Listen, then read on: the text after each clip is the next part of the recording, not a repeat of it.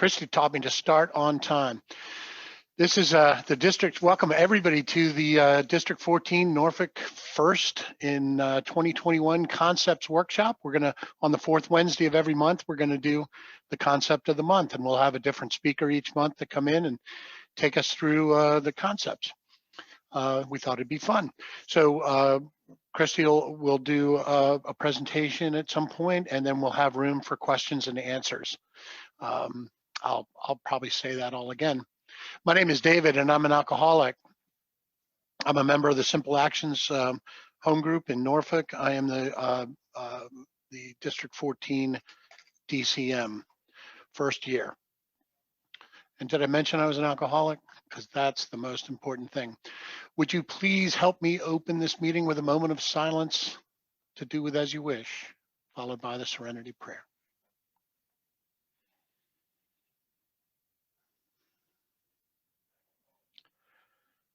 God, grant me the serenity to accept the things I cannot change, the courage to change the things I can, and the wisdom to know the difference. Amen. Thank you all for joining us tonight. Newcomers, is there anybody here tonight in their first 30 days of sobriety? We would just like to welcome you by first name.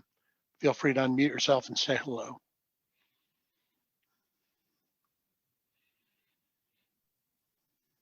Hello, this is Jim. I'm in Southern Virginia Beach, and so far it's been 2 weeks. Welcome, Jim. All right. Anybody else?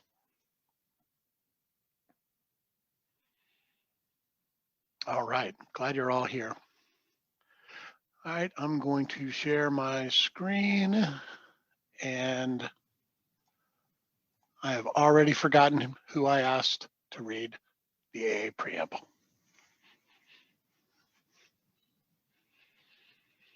Hi, I'm Pat, and I'm an alcoholic, and this is the AA preamble. Alcoholics Anonymous is a fellowship of men and women who share their experience, strength, and hope with each other, that they may solve their common problem and help others to recover from alcoholism. There are no dues or fees for AA membership. We are self-supporting through our own contributions. AA is not allied with any sect, denomination, politics, organization, or institution, does not wish to engage in any controversy, neither endorses nor opposes any causes. Our primary purpose is to stay sober and help other alcoholics to achieve sobriety. Thanks for letting me read. Thank you, Pat. And Ebony, would you read the Declaration of Unity statement, please? Hey y'all, I'm an alcoholic. My name is Ebony. Hi, Ebony. This we owe to AA's future, to place our common welfare first, to keep our fellowship united, for on AA unity depends our lives and the lives of those to come. Did I get it right? I'm Tom, I'm an alcoholic. Hey, Tom. AA's Legacy of Service by Bill W. Our 12 steps carrying the message is the basic service that the AA fellowship gives. This is our principal aim and the main reason for our existence. Therefore, AA is more than a set of principles. It is a society of alcoholics in action. We must carry the message, else we ourselves can wither and lose. Those who haven't been given the truth may die. Oh, and those who haven't been given the truth may die. Hence, an AA service is anything, whatever that helps us to reach a fellow sufferer, ranging all the way from the 12 steps itself to a 10-cent phone call and a cup of coffee, and to AA's General Service Office for national and international action. The sum total of all these services is our third legacy of service. Services include meeting places, hospital corporations, and intergroup offices. They mean pamphlets, books, and good publicity of almost every description. They call for committees, delegates, trustees, and conferences. And not to be forgotten, they need voluntary money contributions from within the fellowship. All right. Thank you, guys. That was smooth.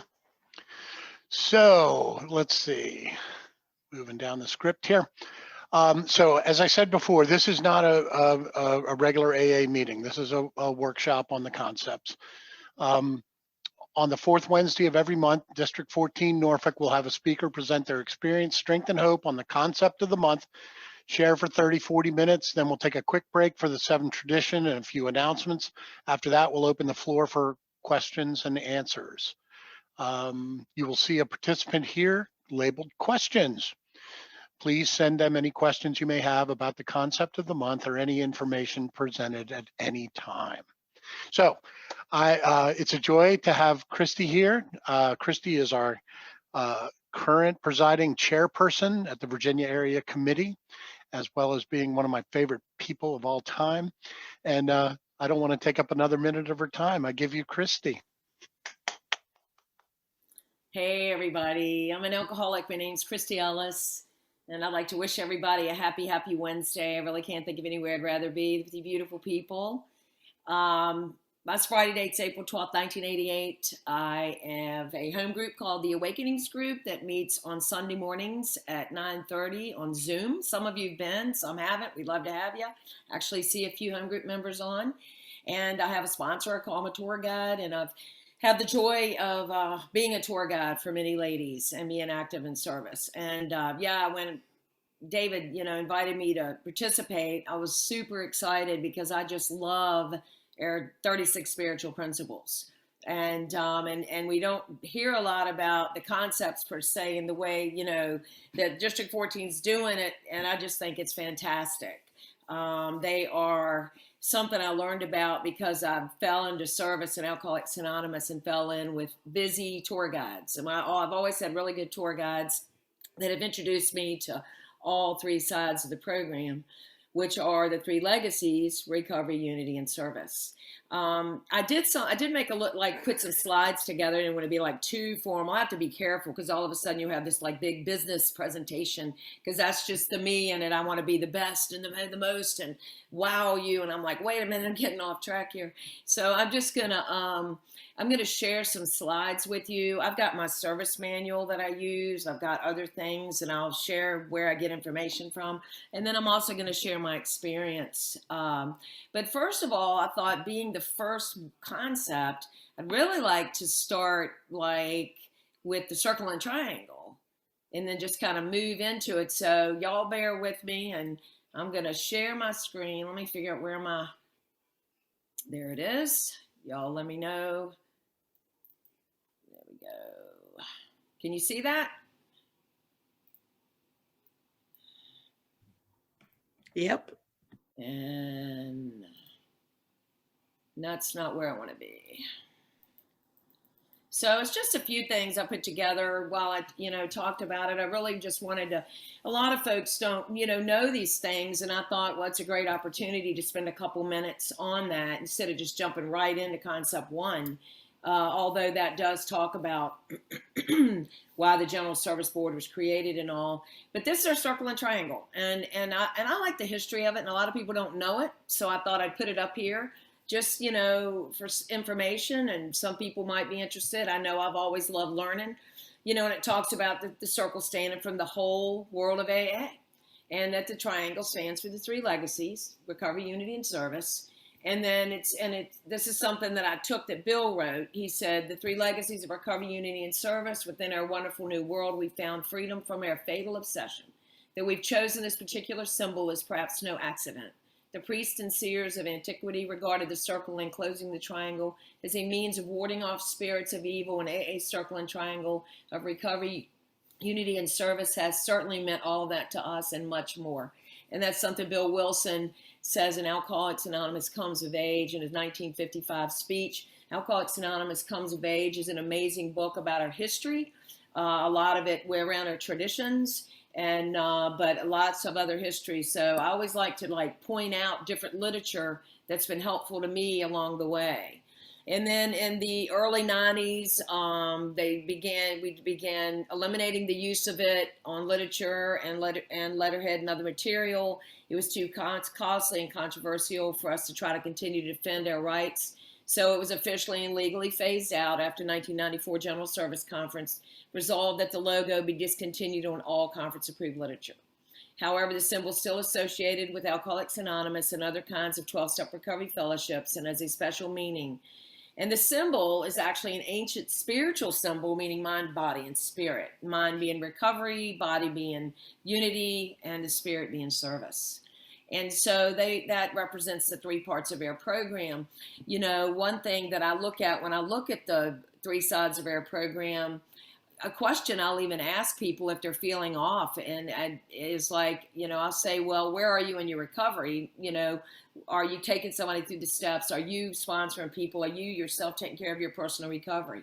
You know, and then with Unity, do you have a group you're committed to? Are you participating in that group? Are you going to other groups? You know, are you participating in Alcoholics Anonymous at meetings? And then service, you know, are you doing any above group level service, like, you know, going into the jails or going into treatment centers or doing anything above group level service? And a lot of times that's a great way for someone to identify where they're not doing something and to help them get right smack back into the middle of the circle and triangle. Because I've just found personally that's a great place to live. I learned more that way, and I was introduced to it that way. One of my friends, she had this, and I really wanted to share it with you, about the three sides, and I like the way it talks about it with service at the top, the cathedral of service. But I'm going to read the bottom first, which is recovery. And the 12 steps are what we stand on, with the floor that is ever expanding to include all who come here. So that's like our foundation. You know, we get sober and we go through the steps, you know, and have that transformation and that psychic change and that awakening at step 12. And then the Unity is the 12 traditions are the buttresses of insurance so that our walls won't fall. They help us play well with each other. I don't know about you, but I think the traditions really help hold the groups together, but they also help us play well together, you know, in the sandbox, for lack of a better way to say it. But it's, you know, for me, all of the traditions are, I mean, all of the steps, traditions, and these concepts are 36 spiritual principles that we use in our own personal lives. And lastly, the service is the 12 concepts are the spire of service, creating a beacon to shine throughout the world for all to see. I think that sounds so special. It's a beacon. We're attractive. You know, people see us, and that it may, and that may its symbolic finger continue to point straight upward toward God. You know, because our work is God-driven. It's God, you know, we're helping God's kids, you know, and so I just wanted to share that with you. Some of these things I've got, I think, are special, and I've learned so much through the years by other people taking the time to do that, so I felt like it was a great opportunity. The timeline of the concepts, I'm not going to go through all of it, but I did want to talk about, excuse me one sec. Are you okay? My husband's recovering and he was coughing very loudly, so I wanted to make sure he was all right. Sorry. Anyway, so the timeline talks about in 1938, when Bill and Bob realized that they were getting, like, if you look at our history, you're looking back, you can remember we had loads of people, you know, wanting, you know, like public information, and they wanted to know about groups, and they just couldn't do all the work themselves.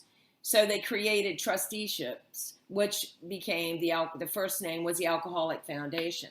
And that's where, you know, I've got it listed there, you know, public relations, aiding new groups, you know, crossing international boundaries, the Grapevine magazine, translation of literature. The two of them could not do it.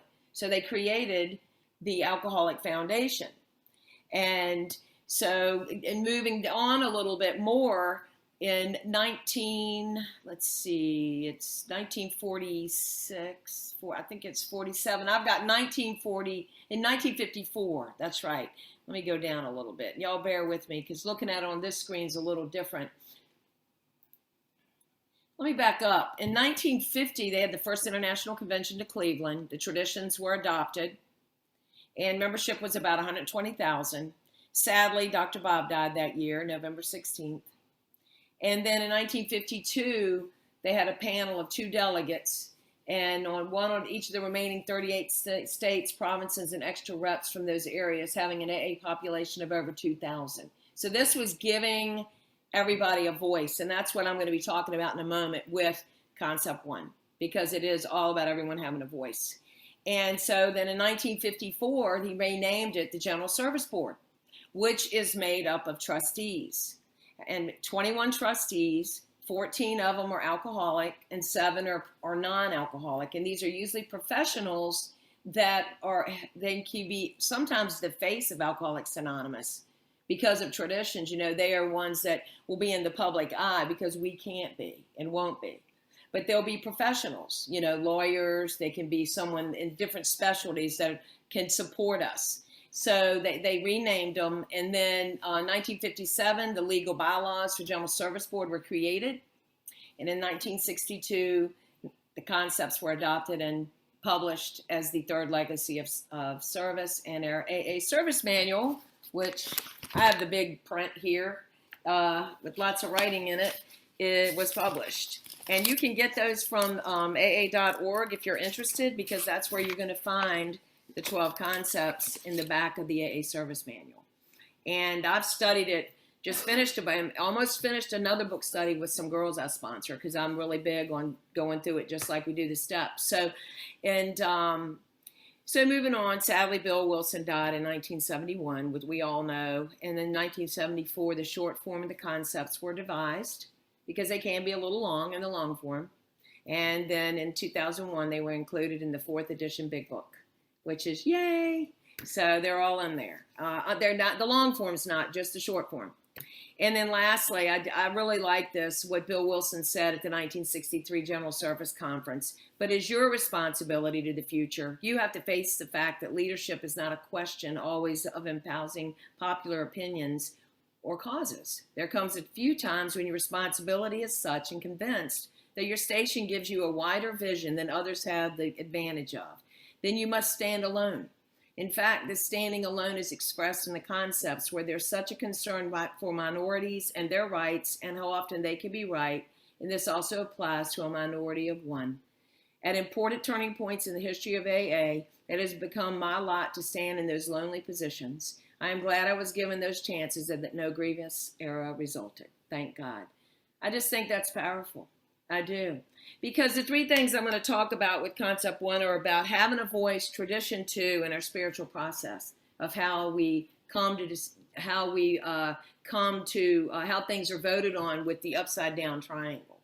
So next, you know, this is just to show you the 12 concepts of world service. This is the concepts illustrated. Our steps have them and the traditions have them, and they're really great. The pamphlets are great, and they really take a lot of information and just make it simpler for folks to like get a bird's eye view at it. And one thing that it's got written in here, let me see if I can find it. Bear with me here. That Bill himself was part of the pulling and hauling that took place, and so he saw the need to reduce to writing his concepts of the why of the whole structure, the lessons to be drawn from experience, the relationships, and above all, the spiritual principles. So once again, I say it, these are 12 more spiritual principles that we can use in our lives. And if you come each month, you're going to learn more and more about those spiritual principles. And it's, of course, that the 12th concepts has the 6 warranties, which sometimes people will say they're even separate. So they'll say we have 42. But I wanted to just really kind of give everybody, if you didn't know about circle and triangle, and give you a little insight into why the concepts were created, kind of a timeline. I think that it's important to note that there was so much, if you're into history, just people were, wanted to be sober, and there's just no way 2 people could have handled that, and why the General Service Board was created as a direct result of need and desire to be sober from everyone.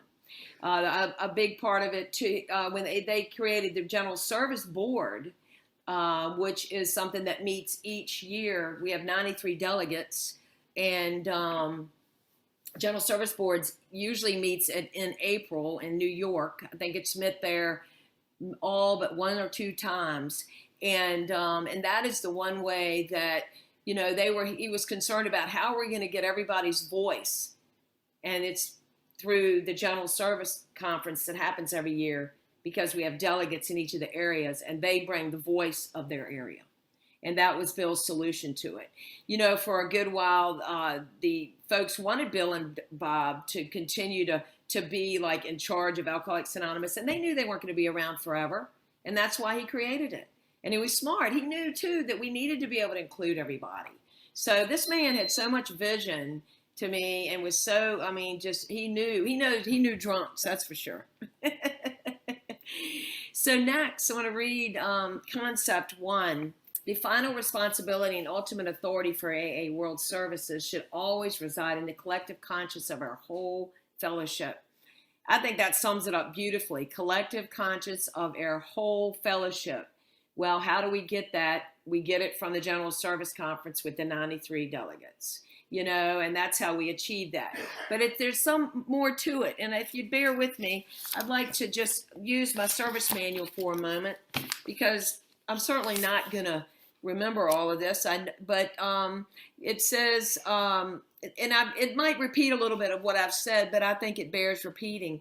By the year 1948, our necessities had become clear enough. 10 years earlier, in 1938, helped by dedicated friends, Dr. Bob and I had commenced work upon a world service structure. Our first step was the creation of a trusteeship for AA as a whole. We called this body the Alcoholic Foundation. And in 1954, it was renamed the General Service Board of Alcoholics Anonymous. And that's as it stands today with the 21 trustees. Another piece that I think is important, it talks about Tradition 2 being very key in this. Tradition 2 had been written in 1945, and our trustees have been authorized its publication. But it was not until 1951 that the first experimental General Service Conference was called to see whether Tradition 2 could be successfully applied to AA as a whole, including its trustees and founders. It had to be found out whether the AA groups, by virtue of this conference, could and would assume the ultimate responsibility for their world service operation. It took 5 years more for all of us to be convinced that Tradition 2 was for everybody. But at St. Louis in 1955, we knew that our General Service Conference, truly representing the conscience of AA worldwide, was going to work and work permanently. And that, I think, is like a turning point in history. They knew it after they were adopted in 1955, because Tradition 2, as I said, is grounded in this concept. And then I want to talk about, why. So there's 3 things, as I mentioned, that talks about voice, tradition, spiritual process. Inclusion, community, everybody has a voice. These are things that come to me. When I got sober, I absolutely marveled at hearing people have a voice in Alcoholics Anonymous. I marveled at someone sitting in a business meeting, and contrary to what you may know now, because I'm not that same person. I mean, I was void of everything. I was too worried about what people thought of me. I couldn't put 2 thoughts together. I didn't understand, so I was just really quiet. I was like a big old sponge. And I would just sit there, and that's why I've always been so big on everybody having a voice, because I craved that, and I fell in love with that. I was like, oh my gosh, and so I fell into a really busy home group. I was very fortunate. And they were structured. They had a general service rep. They went to district. They did the things that we do that, a 3 Legacy group does. The group participated in all 3 sides. And so when I would go, and what I learned by being in that group, just that first year, I learned about group conscience, about Tradition 2, about God speaking through the group. I learned about people having a voice, and that everybody didn't have to agree, that sometimes God's using you to say what needs to be said. The farther you get into the concepts, you're going to learn some really great spiritual principles about right of participation and minority of opinion and right of appeal, and so many spiritual principles that you've seen in action that you don't even realize that's where they came from as concepts. But I'm going to stick to like what I've been asked to talk about. But I just fell in love with it, and it was like the first, time I'd ever seen decisions made in such a spiritual nature. Because even though, people didn't agree, or they came to a decision and then they hugged at the end. I think I've always marveled at that, But what struck me the most is I felt like if I wanted to say something, I could. And I wasn't going to have to worry about. And so that's at the home group level. And that's the AA groups. That's the AA groups they run alcohol. We always say run. the AA groups run Alcoholics Anonymous. I may be the chair of the Virginia area, but I'm accountable to the area. DCMs are accountable to the district. GSRs are accountable to their group. Delegates are accountable to their area, and so I learned a lot about, business meetings, and I learned a lot about conscience. And then when I would go to district, I'd hear about the assemblies. Now, in my earlier sobriety, I had 3 small children, 8, 7, and 5 when I got sober, and I was a single mom. In the early 90s, really through the 90s, it seemed like the assemblies were in Richmond all the time. And I would go because I was just so drawn to just the service structure. And I'd listen and I'd watch this stuff in action. And I'd hear about, the general service rep and what they bring to it, and how they're the link in the chain between, the area and their general service rep between their group and the district. And then how the DCM was a link in the chain between district and the area, and how the delegate was between the area and general service conference. And I learned, and that's when I first learned about links in the chains. And then I started hearing things about, collective consciousness of the whole fellowship. And I would see things in action that started making sense, but truly I had to keep coming for it to really make sense. Because some of this stuff, if you first see it, you're like, what? It's like, it can be really like, there's just no way I would have understood it if I didn't have sponsors that showed it and explained it to me. But they would explain to me what was happening because I wanted to know, because I was so fascinated with it. And so I eventually did become a GSR, and when my kids got a little older, because I would do service work locally because I was a single mom, but I was always busy in service, and even at intergroup, and I'd go into jails and doing all the stuff we do. But so I would go and I'd watch and I'd listen and I'd ask questions and I'd learn. And I think I've got service manuals from back that far because I've always been fascinated with it. But I was just very struck by the process of how, a motion would be on the floor, and then we'd have, second, and we'd discuss it, and then we'd have a vote on it. And then especially with, certain motions, and I'm going to use one as an illustration in a second, that really talks about how the service structure works, the spiritual process of us, taking something to New York and having it pass, and become something that we do in Alcoholics Anonymous. It was something that started in Virginia. And, but, just get fascinated with that, and then learning and listening to our delegate talk about when they would go to come back and do delegate reports. And if you haven't been to a delegate's report, please do, because you learn about, they give you like what it was like, how the committees get together, how they vote on things, how things are passed. We get a lot of conference concerns that are coming up soon for all of us to look at and to go to the spring assembly, and let each district each DCM will, get with their GSRs prior, and they'll talk about it. And maybe the GSRs will talk with their groups so that we can let Sherry, our delegate, know how we feel about things when she goes to general service conference, which, as you can see, the group GSRs, district committees, area assemblies, all the way down. It's almost like the longer you do service, the farther you go down on the triangle. And so the general service conference will be in April this year, and she'll take our collective, how we feel about it, group conscience. And so, which is very, and there's one example that I think that I try to use with folks to explain how things work. We had Grapevine magazines used to have staples. So you couldn't take them in the jails. And we'd have little parties pulling all the staples out because they're awesome for people behind the walls.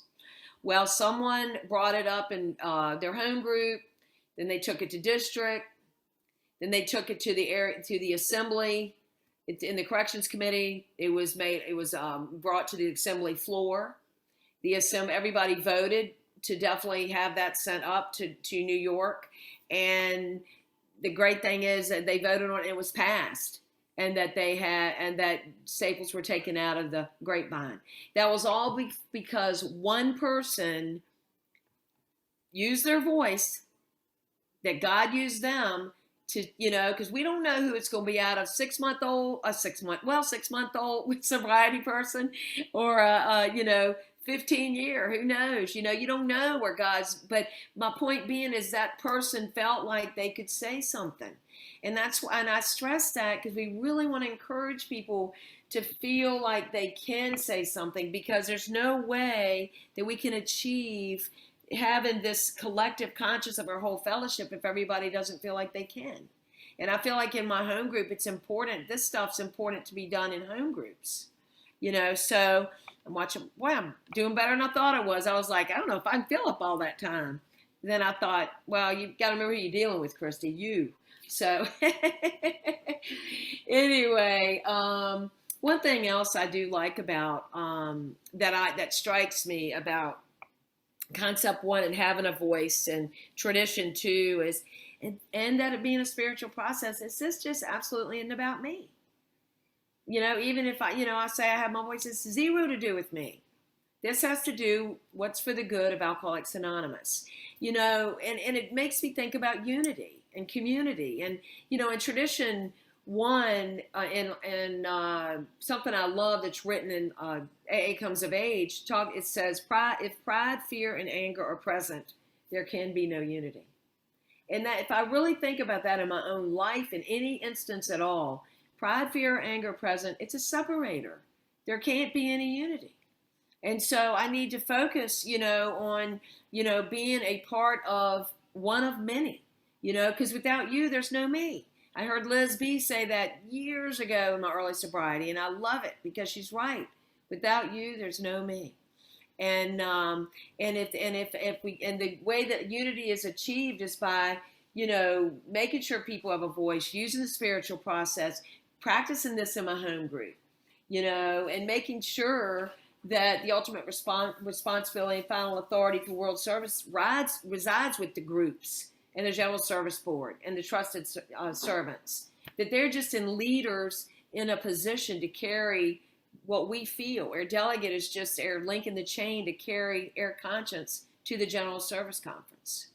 So I'm just going to, this is a neat thing I've got, and I can send this to you, Dave, if you're interested in any of these slides and all, if anybody's interested. I even have other ones I can send as well. But this kind of outlines how the traditions and the delegations of responsibilities for concept 1, at the general service level, it's fellowship as a whole, but at the home group level, it's all the people at the meeting, and that's really the only one I'm going to talk about, because I know you can sit here and go through and see, Dave can share these with you guys. We've got spiritual, we've got administrative, we've got spiritual tools, which I've mentioned to you: right of decision, right of participation, right of appeal and minority opinion, leadership. We've got administration guides, but we also have a concept checklist, which just like the traditions checklist. And I believe that, these are good discussion points, as it said. They were developed by an AA group and further developed by the trustees. But I think there are things that, for me, it starts at the home group. I want my home group to be part of the collective conscience, and of the fellowship. And if we're not practicing these things I'm going to talk about, we're not going to be. So if your group isn't, maybe talk to them about being that. But the first one's, does our group have a general service rep? Do we feel that our home group's part of AA as a whole, and do our group's decisions and actions reflect that? Do we have someone that goes to district? Are they bringing a report back? If something's being voted on, do we have, do they ask us ahead of time so that our voice can be heard at district? Are we gonna participate and talk about the conference concerns before and support our DCM in our district, so that when we all go to the spring assembly, we're all going to have talked about it, and we're not going to be just voting the way the person next to us is, but we're actually going to be saying what our home group would like. Because that's not really giving my home group's group conscience if I'm just saying, oh, well, they said that's a good idea, so maybe it is. Because maybe it didn't. Maybe it didn't. But point being is making sure, because if you're telling your home group, you have a voice, tell me how you feel, and then you go and you're not doing that, I mean, it's different if you'll hear later another concept. If you hear different information that changes your mind, you do have the right to change that. But if you're just not doing it, then, it's something that this is another way for people to feel like they're part of Alcoholics Anonymous. Do we hold regular group conscience meetings encouraging everyone to participate? So do we have a business meeting? Are we including everybody? Does everybody understand what it even means? Do people really understand what an informed group conscience means? Having all the information before we make decisions. Making sure that we're, helping our members understand, supporting, encouraging. It's positive. Come on, jump in, get on the bus, sit in the front. This is what we do. And let me share this. And if they don't understand, making yourself available, if you've been here a while, to say, hey, come here, let me tell you how that works. Because I know that's what people did for me. I mean, nobody's going to understand this stuff without, I didn't understand it until it was explained to me and I saw it in action. Do we pass that conscience onto the district area or the local intergroup meetings? And that means, do we have our group conscience meeting? Do we talk about specifics? And are we passing that on to, all right, Dave's the DCM of 14. Are we letting him know how you feel about it? Are you going to the area assembly? And if your GSR can't go, can an alternate go? If the DCM can't go, is the ADCM going? And in a group as well, it's including in a group because we cooperate within a group. Some places have in a group that does a lot of the committee work. And so we need to support them as well. And we actually have a committee at Virginia area that is cooperation within a group. So it's important. But are we doing that within a group as well? Is the collective conscience of Alcoholics Anonymous at work in my home group in my area? So is what's comes out of the General Service Conference, implemented into, because that was the collective conscience of AA. So is that implemented into my home group? Is it into my area, my district? Where do we fit in the upside down triangle of AA? Is our home group, once again, reiterate, where are we? Are we going as far as we can, which is where the assembly, going to the area assemblies? And are we willing to do what it takes to ensure that our democracy of world service will work under all conditions?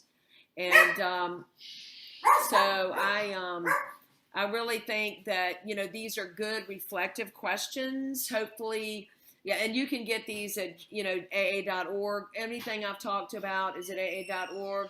You can ask Dave. I'll let Dave know the different books that I cited. I think I talked about everything I wanted to talk about. Sorry, the dogs. And thought there was one more thing I wanted to read, and then I'm going to be quiet so we can take our break. Rocky. The life of each individual and of each group is built around our 12 steps and 12 traditions. We very well know that the penalty for extensive disobedience to these principles is death for the individual and dissolution for the group. An even greater force for AA's unity is the compelling love that we have for our fellow members and for the principles upon which our lives today are founded. And so what I'd really like to leave you with too is, you have a voice, you're in a place people want to hear what you have to say. Be a part of Alcoholics Anonymous. Be a part of that collective voice. Have Tradition 2 active, in your group, and just be you, be the best you can be. We need every single person to feel like they're contributing. I don't know about you, but AA is where I finally found I fit, and that I became the person that God would have me be, and that I learned that I have something to offer too. And I believe everybody has something to offer. I think we're all a big part of this beautiful thing collectively. And I hope that I did a good job of talking about, introducing us into this and also talking about the concepts. They're very special. Man, we're so lucky. 36 spiritual principles. That's so amazing.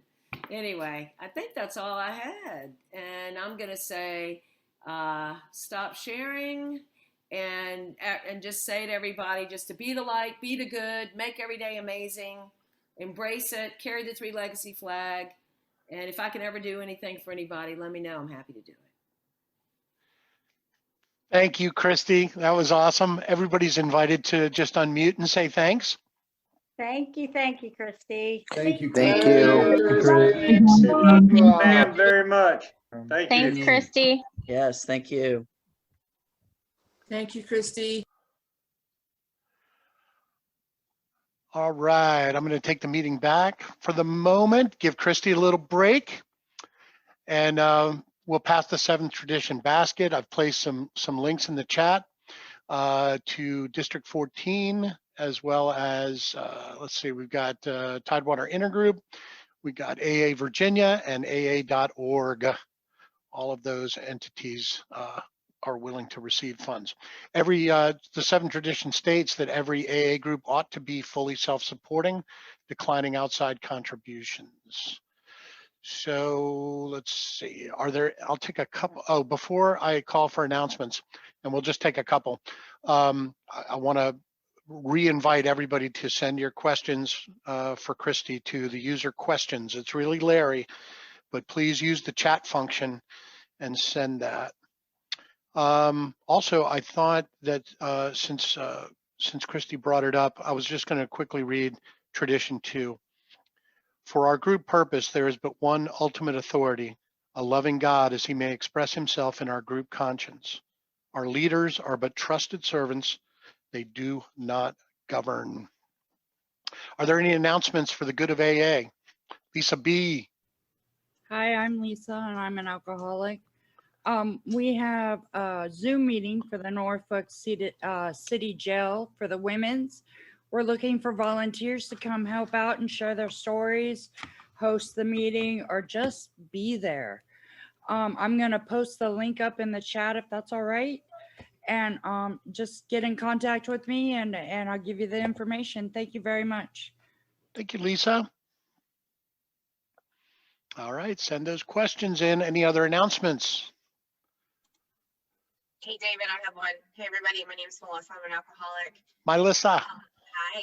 I put in the chat the new meeting that started up on Thursday nights, the Mid-Atlantic group. Our speaker tomorrow night is from New Zealand.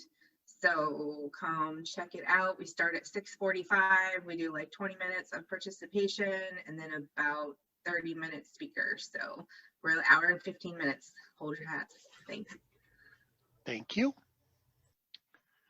Any others? Awesome. All right. Thank you so much, Christy. I'll do like a 30-second story right here in dirty old Norfolk, Virginia.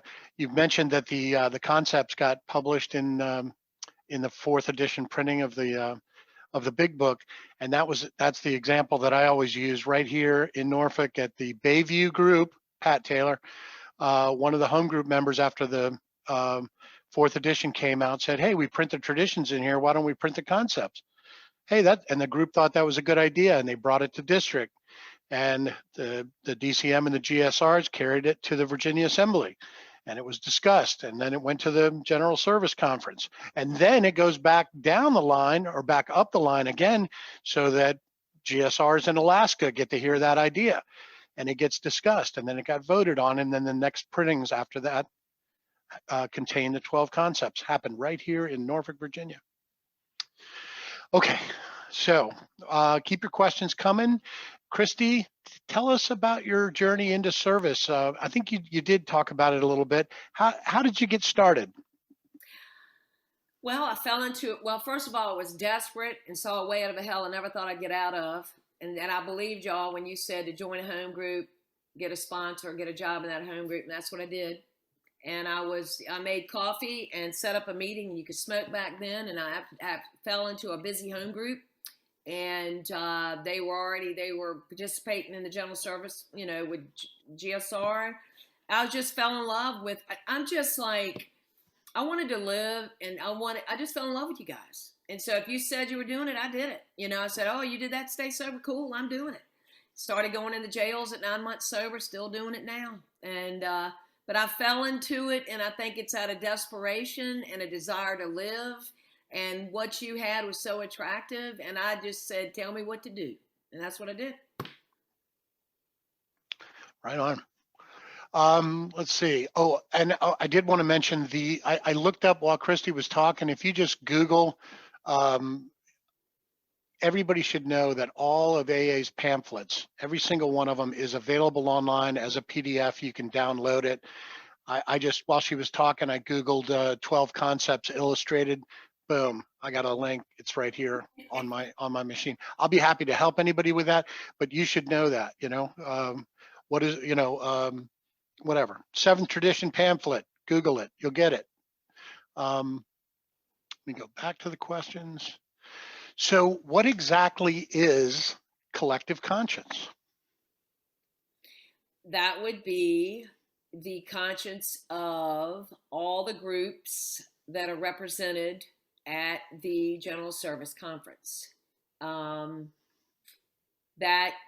God willing, that is my understanding of it. We have the 93 delegates. They come together for the General Service Conference. There's 134 people that attend that because the 21 trustees attend as well. And then General Service office staff, Grapevine directors, AAWS. So there's about 134 people that attend. And so they're coming from not just the groups, but also, and they're bringing the, they're all coming together and then they're all voting. Does that make sense? It does. And does this substantial unanimity kind of apply here, where it's a democratic process, but important stuff is decided by 2/3 Yeah. majority? Yeah. Thank you, David. So most decisions are made in that most people agree with it, right? Yes. Is that fair? Yes. Okay. I have a question. Do you have suggestions of how I can get involved in service?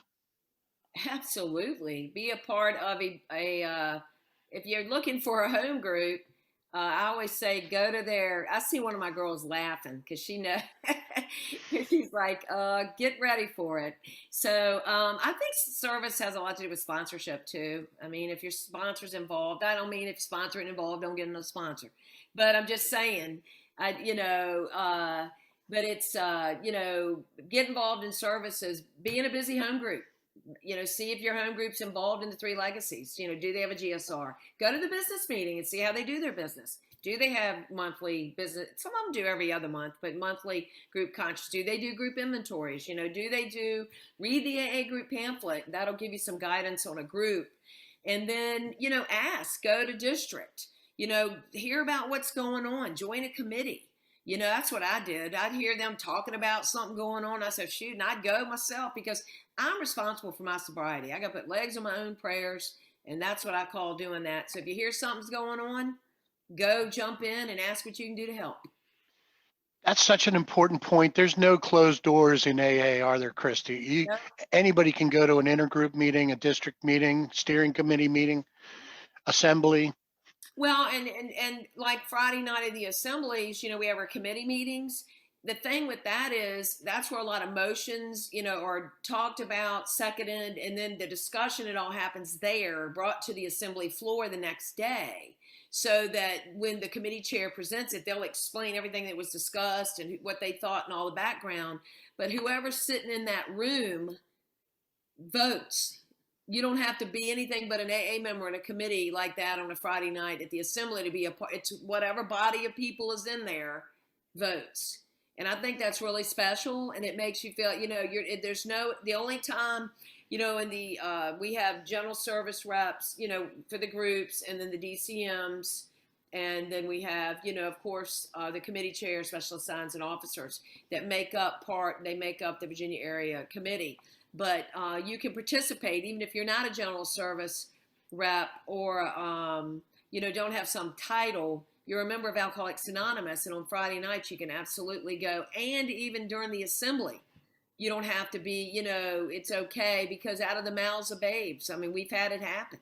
I've watched minority opinion happen where somebody went up and said something, and the next thing you know, we're voting the whole other way and the thing didn't pass. So, I mean, know that the door is big, broad. I think in their big book it says broady and inclusive. That's absolutely one of those things that I didn't know until somebody told me. Yeah, I assumed I wasn't welcome at the assembly Same. unless I had a title. me too. Okay, so I have another question. I'm new to AA and my home group doesn't really do anything from the checklist. Should I find a new one? Well, I'm not going to tell you what to do, but I can only say that maybe, sometimes I know I've been put in a position to carry some new information to my group that they may not know about. And, I don't go into anything hoping to change, just to introduce. Hey, man, look what I learned. Hey, I noticed we're not doing blah, blah. Hey, sometimes people don't know what they don't know. So I wouldn't find another group. I'd go excited about learning. And if your sponsor's not really involved in service, we do have a thing called service sponsors. And you can get a service sponsor that can help you with that. And that would be someone that is active in service, obviously, but not obvious. I didn't know. That's even written about in the sponsorship pamphlet. But I think enthusiasm is very contagious. And sometimes going into your group excited and about, hey, man, we need to have a voice. This was so exciting. Blah, blah, blah, blah. You never know what'll happen. Don't go in with any expectations, but go in with excitement and let God do the rest. Right on. All right, I've only got one question left. So if you're really thinking about one, go ahead and get it in. How does the group know its rep voted their conscience? Trust? ? Yep, it's called Trusted Servant, and we do need to trust our people. Tradition 2, they're linking the chain. They're a trusted servant that they're going to carry our conscience, and basically that's something I think that in Alcoholics Anonymous makes us so special, is that we do trust our people. If we're asking them to do it, trust them to do it. And if I'm not, I don't know, it's a great question because it's so alien to the way we used to live. I wasn't trustworthy. That's why I won't trust nobody before I got sober. I didn't know that, of course. I just thought I was trustworthy. Nobody else was. But, when you get sober, I love the word, the way it's trusted servant. They do not govern. They're just there to carry the collective conscience of the group. Right. And, but in Alcoholics Anonymous, we learn about trusting each other, and we just can't get caught up in that stuff. It's like it's a clean slate. Let me set aside everything I have been through and have a new experience, and I'm just going to trust them. It's really a personal thing. And when I say that, I'd say if I'm not trusting the person, then it ain't about them, it's about me. And I'm just saying for me. It's because I've learned that in Alcoholics Anonymous, but there's no way to gauge it. I guess you could always, go to the assembly and stalk them or something, but no, I'm joking. I'm just making a joke. Anyway, it's a spiritual experience, and trusting each other is super special. So, yeah. Speaking of that, what is service work done for your spirit, for your spiritual life? Is there a standout there, or I don't know, a way that you've changed perhaps, or the way that you view others? Well, I think the steps, walked me out of hell I never thought I'd get out of. They really did. They transformed me in a way that, I got to, all that stuff I pretended some other girl did. But, and I got to clean up. 4 and 9 helped me take care of all those loose ends, so that I could be of service and help others. I've always had a help others kind of attitude, but when even in my teenage years, that went to the wayside because alcohol became so big in my life. And so when I got sober, you guys said, that we had 3, there were 3 legacies. I learned about them early, and I can tell you, what it's done for my life, I can't imagine not doing service. And the friendships, the experiences, the learning to use the 12 traditions and the 12 concepts in my life. What it's done for my life is it's taken 36 spiritual principles that have become part of my daily living. And it's enlarged my spiritual life because I believe that that what we do is spiritually it's all spiritual. The process, like what I just talked about, that spiritual process of the upside down triangle, you know, the way the tradition do stuff, I'm a big believer that I've got to have a strong recovery program to be a good servant, because I can't just do service and go to meetings. I've got to have a strong recovery program where I have, you know, meet with my God every day and ask for his direction and enlarge my spiritual life and look back over it at night, and I take people through the steps and continue to be involved in the 12-step process in order for me to be a good servant. I feel like that about to be a good servant to the area, you know, to be a good servant, because I'm bringing me, the spirit, the person that he put me. I believe everybody's put where they are because it's their turn. It's David's turn to be District 14's DCM. It's my turn to be the Virginia area chair. You know, I think we take turns around here, and that's a spiritual way to look at it. And that hit me some years ago.